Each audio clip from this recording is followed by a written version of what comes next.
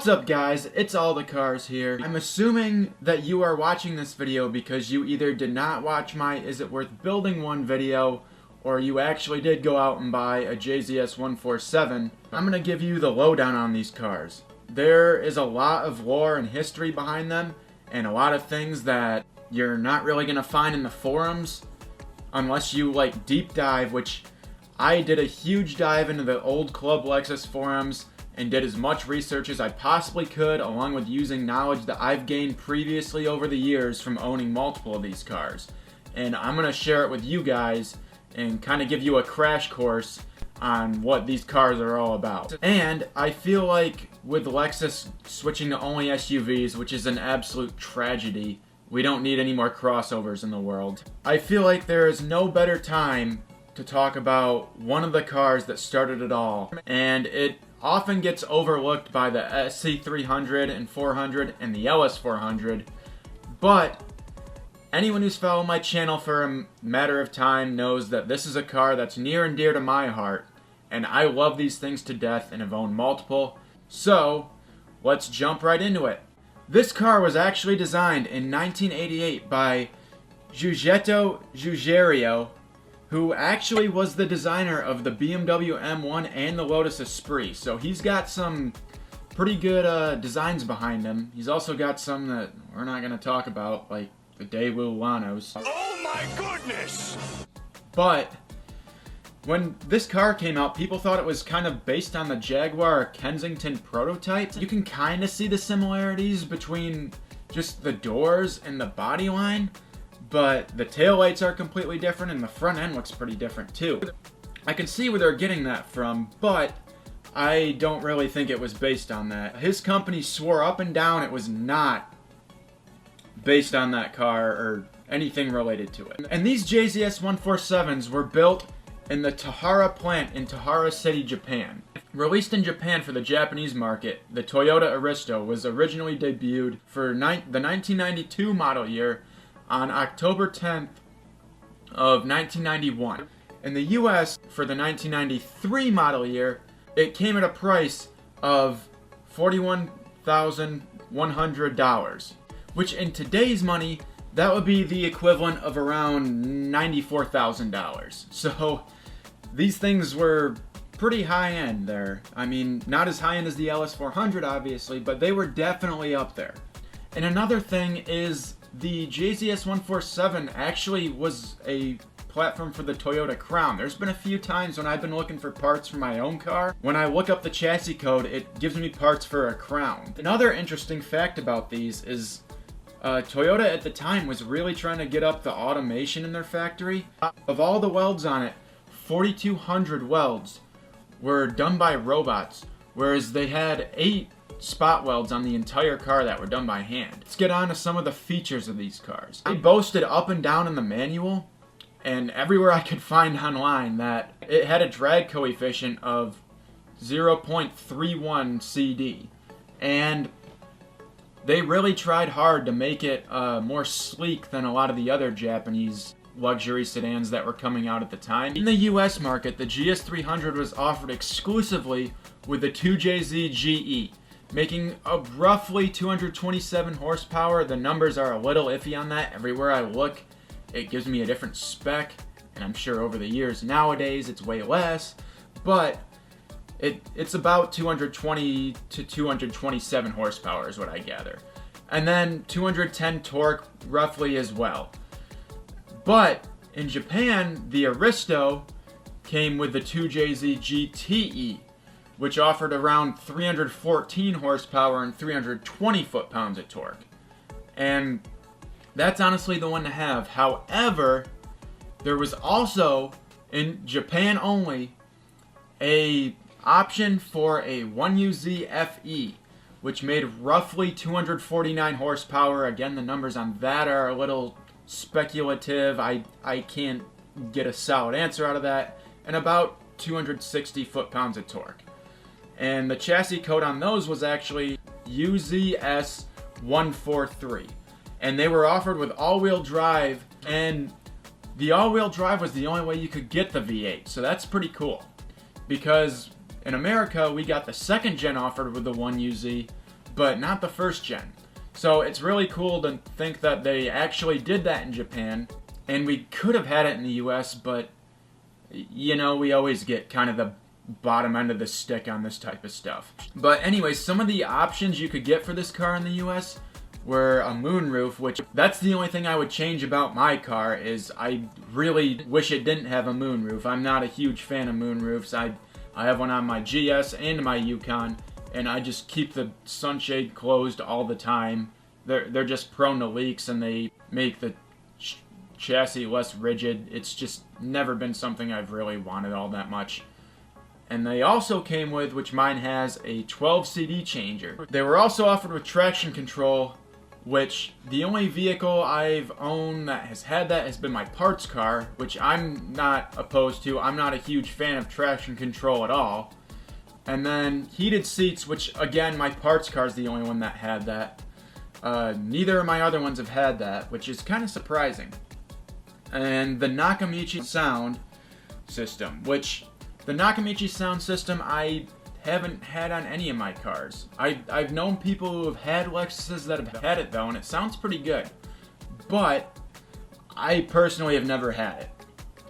Some other options were you could get a limited slip diff on the Aristo only in Japan, which is pretty cool. I wish we had an option like that here, but it was more of a luxury cruiser in the US than it was a performance sedan like it was in Japan. It's just a shame we never got some of these engine options that they got in Japan. And another option, this is really not something I think is right, because I've been researching this for years. I know that on the second gens, they actually had a sport design, which on the sport design they had a lot of cool features like blacked out headlight housings, some other interior options and stuff, and just I think the suspension was a little different on the second gens as well. But I saw in Club Lexus forums someone briefly mentioned a sport design trim, and it was in a introduce yourself in your car type of post, and they said, what trim is it? Sport design? And I've been looking for years to see if there was a sport design on a first gen, and I've yet to see one. So if they do exist, please let me know in the comments, because I've been searching for years for a JZS147 sport design to see if it exists, and I have yet to see one. I have been researching it like crazy over the years and have had no luck finding anything about it. So I don't think they exist. This is just going off one forum post, but it's potentially an option. Emphasis on the potentially. Anyways, they did have a facelift for this car in 1995. What they changed wasn't a whole lot. The taillights on these cars, there's a V1 which they made from 1993 to 1994. That one's my favorite, but a lot of people prefer the V2s. The V2s look alright.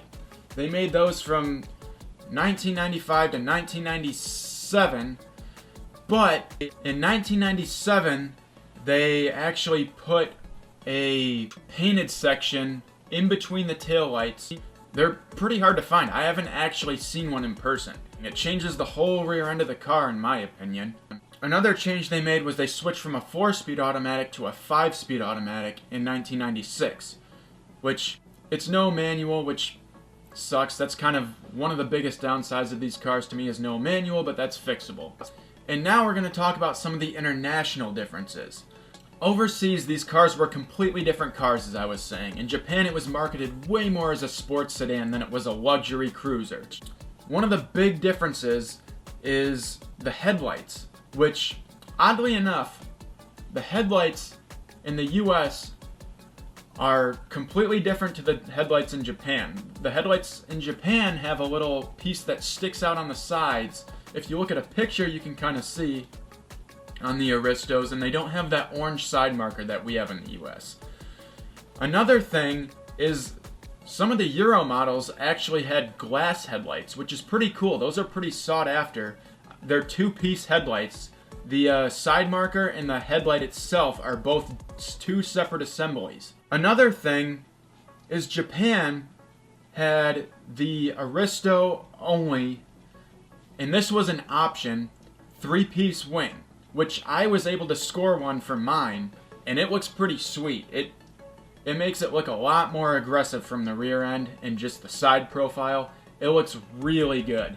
Another thing is the front bumper. The Japanese one looks way sportier than the US one. It's a night and day difference. I managed to score one for mine. They're actually getting kind of hard to find, and when you do find them, shipping's pretty expensive. They look great though. It looks like it has a front lip from the factory, and it has those ducts in the bottom that cool the brakes, so it's pretty sweet. Another thing is the Aristo rear bumper. This one's a little more subtle, but if you take a look at the USDM rear bumper versus the JDM Aristo bumper, you'll notice the JDM Aristo bumper is a little bit shorter, and I don't personally care about that, but if you want to do like a lip kit or something, your odds of finding one for a JDM Aristo bumper are probably higher than they are for finding one for a USDM bumper. So that might be something you would want to invest in. Another thing is, I've seen this in a video or two. Some of the Aristos have oscillating vents that go side to side, like the AC and heat vents. It's pretty sweet. I really wish we got cool stuff like that in the US, but when we think of luxury here, we think leather seats and a sunroof, and that's about it. And speaking of the leather seats, another thing that the Aristos got was cloth seats, which I'm actually really jealous of, because I personally am not a huge fan of leather, even though almost all my vehicles have it. I just don't like it. It gets too hot in the summer, too cold in the winter. It rips way easier than cloth. Cloth, you can just take a carpet extractor to clean it. Cloth seats are way better in my opinion. But in the US, for some reason, we just love our leather seats. I don't really understand it. Another thing, this was kind of an option, but the Aristos had a TRD cluster, which I've seen one or two of them for sale. And they go up a bit higher in miles per hour than the regular cluster. Another thing is the Aristos actually have bigger brakes than the GS's, which I didn't know this until I had to do brakes on my old GS, because I was thinking maybe I can just buy some Aristo brake pads or something and some rotors, and come to find out they have slightly bigger brakes than the GS's do. Another thing is Aristos, and this is common on a lot of Japanese cars that I've seen over the years, they have air purifiers, which makes sense because a lot of people in Japan like to smoke cigarettes. So they love their air purifiers in their car. That was an option on them as well. Another thing is the Aristos had a front strut bar, which I've actually been kind of eyeing some because they're pretty common. So I've been eyeing some for mine because it would just make it a little bit more sportier and stiffen the suspension up a tiny bit, which I really would love. Another thing the Aristos had was power folding mirrors, which is a lot cooler than it sounds. I don't really use power folding mirrors. I drive a lot of newer cars for work and they have the option, but I just don't really use it, but it would be really cool to have that option. I don't know why, it's just really cool to have something like that you can use, even if it doesn't really prove to be much of a use. Alright, now it's time to talk about some common problems on these cars. As much as I love these cars, they definitely have their issues. No vehicle in the world is perfect, no matter what anyone says. They're always going to have some issue with some vehicle. That's just the way everything works. I'm a mechanic, I see it every day. Toyotas are very reliable, but they still have their issues. One thing you really have to look out for, and I got kind of burned on my last one, is the windshield rust. When the windshield gets pulled for these, a lot of people aren't very gentle, and they will scratch the paint underneath, which will cause it to rust from the inside out. And I've seen it on cars, even southern vehicles, I've seen it in ad listings, that they have windshield rust, which really sucks because it's such a pain to fix, and the windshield has to come out to fix it, and you don't know how bad it is until the windshield comes out. you will likely end up having to weld more metal in. So you're likely going to want to do what I did on my last one, which is find one with an original windshield, because you know it hasn't been tampered with and it wouldn't be able to rust unless you get rock chips up there and they haven't been attended to or anything. Another thing that I've seen a lot of is quarter panel rust on these cars. I had it on my old one. It just seems like a really common thing. On a lot of these older Lexuses, they put these plastic things on the wheel well on the inside, and that'll trap a lot of salt and moisture and stuff, and that'll just cause it to rust from the inside out again. I've ripped them off of every Lexus I've owned just because of that, and I didn't want to deal with any of that. So you're gonna want to look out for that. It's pretty easy to see when that's happening though. I mean, you'll see bubbling, it'll start as that, and then it'll just turn into rust.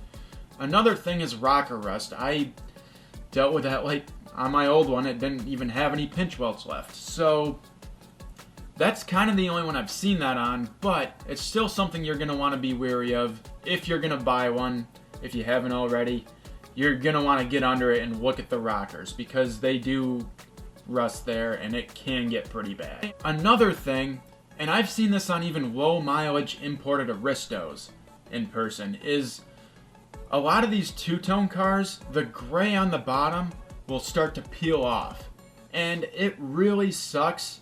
But fortunately, the touch-up paint for that is not too expensive. It's just something you're going to want to be wary of if you're looking for one of these. Just keep your eyes open for one that doesn't have it, but if it does, it's not that the end of the world. It's not that bad. Another thing you're going to want to look at, and I kind of covered this in my last video when I was restoring my old one, is the cup holders breaking.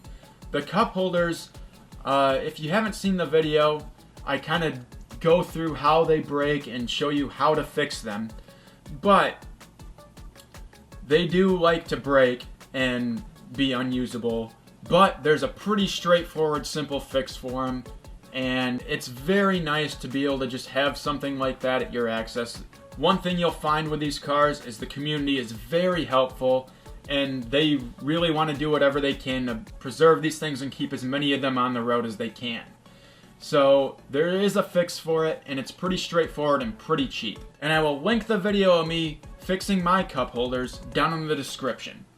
Another thing that these are known for is burnt out cluster bulbs. You will see this a lot. I did in my first restoration video, I showed you how to replace the cluster bulbs. It's pretty straightforward and pretty easy. You just have to pull the cluster and then like pull the bulbs out. It's pretty straightforward. But the needles also like to burn out. Fortunately, someone does make a fix for those as well, I've seen online. I personally haven't used them because I swapped around the cluster from my parts car to my old car, and those needles work perfectly fine, and my needles in the new car work great. So I haven't bought those, but I can only assume that they work well. So there are fixes for these things. A common issue that I haven't been able to find a fix for is the wood trim on the window switches and the center console loves to peel. Every GS I've owned, they've had peeling ones. I had 3 window switch trims to choose from between all 3 of my cars, and they're all peeling. So what I'm probably going to end up doing for mine is finding the closest wrap I can and finding someone who can print the white stickers for, let's say, like window switch or whatever, and I'm gonna do that on mine. But that's a really common thing on them as well. And another thing is window regulators. They are kind of worth their weight in gold. They go bad all the time on these cars, and if you have one, expect to pay anywhere between $200 to $300 for one, because everybody needs them. They're always going bad. I have several spares just to be safe for mine, even though mine all work. So you just have to be really careful of that, and that's something else you're going to want to look out for on these cars. Make sure all the windows go up and down with these. Otherwise, you are probably going to be looking at doing some window regulators. Another thing is ECUs. I have a buddy who bought one, and he was told it had a bad ECU, but he said he swapped it and never got it to run. Mine, I bought under the premise it has a bad ECU, but I haven't got it to act up yet, so I'm not entirely sure what's going on here yet. I'll probably look at it once I get it to my shop. However, these old Lexuses have an issue where they blow capacitors in the ECU. LS400s have it, SCs have it as well. It's very, very common, but there are people that rebuild them, and you can find other ones, or you can just go standalone if you're going to boost it anyways. Another big issue these have, which I dealt with on my last one, is the exterior window trim likes to come apart from the door and even break, which the one on my parts car on the driver's side front is broken. And the one on my old car actually started to come off to the point where the wind noise next to my ear was driving me absolutely insane. There is a fix for this too on eBay. It's fairly cheap. It's kind of a pain to fix it, but when you get the kit to fix it, it gives you pretty detailed instructions on how to do it, and it's pretty straightforward and it works well. So, as long as it's not broken, you can fix it, and it does work well. Another issue, which I've seen on every Lexus I've ever owned, this isn't really specific to the GS, is the fuel and trunk latches on the left lower side of the dash. The plastic pieces like to snap on those, and I'm not entirely sure why. It's kind of a just, you have to source a new one, and that's if the person who you're buying it from can get it off without breaking it. But that's another common issue on these. I know a lot of this stuff is just kind of nitpicky stuff, but if you want to build or restore a car, this is the type of stuff you're worried about sometimes. And another one, this isn't so nitpicky. I've owned multiple 2JZ cars, and I have only dealt with this on my last GS, but head gasket issues. It seems like it's a fairly common issue in all the forums and even a lot of the groups I'm in. Also, I guess my parts car has a blown head gasket too, we discovered, but it might have some more issues than that. And that wasn't gonna run again anyways. So, head gasket issues is something you have to look out for. I should have looked a little more into mine. I had a bunch of stop leak in my coolant system. I went to flush my heater core because my heat was always weak, and that's when it started actually having issues. It started just blowing coolant out the exhaust when I started it up, and I could see bubbles in my coolant reservoir when it was just sitting there idling. It was bubbling. I could smell the exhaust when it started, and it smelled really sweet. That's just a telltale sign right there. Another thing, and this is not really something I've ever dealt with on any Lexus I've owned, but it's gotten to the point where it's almost a meme in the Lexus community, is the ball joints. Everyone says these ball joints go bad, but I mean, I never had an issue. And I mean, what are you just never checking your suspension to see if it's good? I mean, it's pretty easy to tell when your ball joints are going to fail. I mean, if there's play in them, replace them.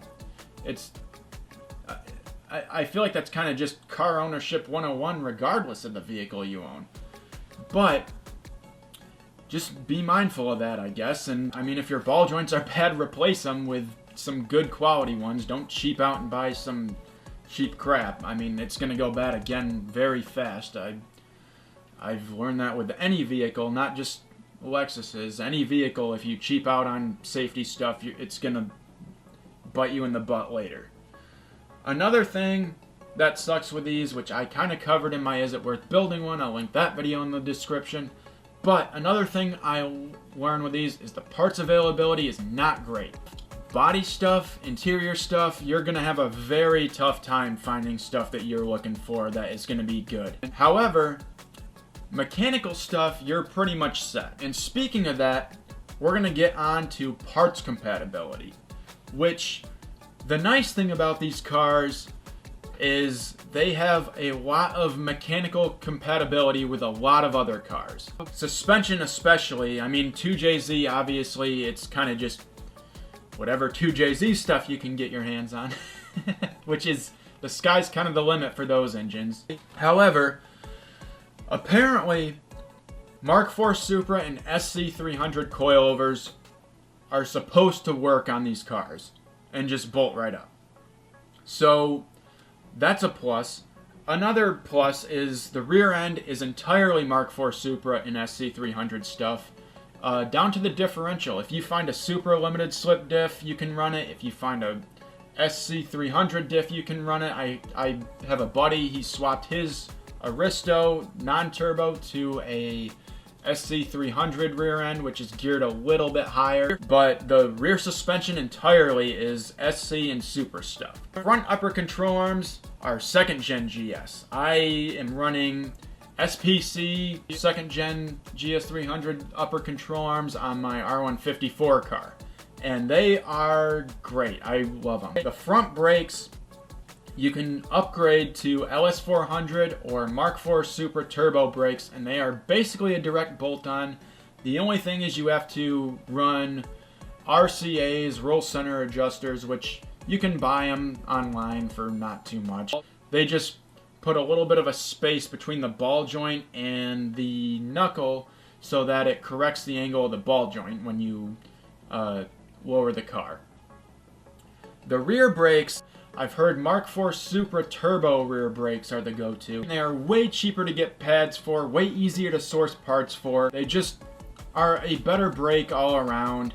It's going to help the performance of the car a lot. For transmissions, if you're trying to swap your car, transmissions that'll bolt right up to this thing are the R154, which you can buy brand new off Drift Motion. That's what I did for mine because people wanted brand new R154 prices for beat ones that I don't know the history of. Or you can buy a W58 out of a Mark IV Supra or a W55 out of an IS300. All three of those are great options. The R154 is going to hold the most power. For sourcing parts for these cars, you have several options. The number one that I like is Heat Lightning Speed Shop. They make so much aftermarket stuff for these cars. Anything drift related you could want for these, they pretty much make it. Serial 9 as well, they're very well known in the Lexus community. If you haven't heard their name, you haven't been into these cars very long. They're great. They make a lot of high quality stuff for manual swaps or whatever you want, just like Heat Lightning Speed Shop. Drift Motion as well, like I said, that's where I bought my R154. They have a lot of OEM parts for 2JZs and Lexuses and just whatever you can want engine-wise for these cars, they pretty much have it. Turbo kits, transmissions, clutches, anything you could want for the driveline, they pretty much have it. Another thing is the JZS147 Facebook groups. JZS147 USA. Any Lexus Facebook groups that's a buy-sell trade group, you can probably find stuff that will work with this car. They're very, very helpful in the community for these cars, and they are very nice, and they want to see as many of these cars on the road still as they can possibly see. So everyone's really helpful and nice. You just have to reach out to people and they will be more than willing to help you out, I've learned. But eBay as well. eBay has some good stuff pop up once in a while. A lot of stuff on there is just kind of but I found my Aristo bumper on there. When you find genuine parts on there, which happens sometimes, there's some sellers that are very legit on there, and they really are going to town selling stuff for these cars. Another place you can find stuff for this, which this is also kind of a hit or miss. You find a lot of stuff that you don't care about, but occasionally some stuff will show up. I found a full exhaust system once. I regret not jumping on it. But Yahoo Auctions Japan, if you search up JZS147 in there, you will find stuff for these cars. It's a little expensive now due to tariffs to import stuff, but you can find good stuff for these cars, and if you're really dedicated and want something bad enough, you can find it on that website. That is pretty much everything that I can inform you on if you are new to one of these cars. An update for mine, I actually got 3 of these that came in the mail, gold badge center caps, which you know that I was looking for some for my new wheels. I'm a little dead in the water in terms of doing vehicular stuff right now. It's still really cold and really snowy outside. So you're gonna maybe get a couple more videos like this coming up. However, I did get a new mic. If you guys can hear a difference, that's really good. I know I kind of needed one before. You could hardly hear anything anyone was saying around me. But hopefully, once the snow thaws and once I get some more stuff in, I can really go to town on the new GS and the Thunderbird and get them both situated. But anyways, hopefully the next video will be a car related video. We will see. But I will see you guys in the next one. Make sure you like, comment, and subscribe. Bye.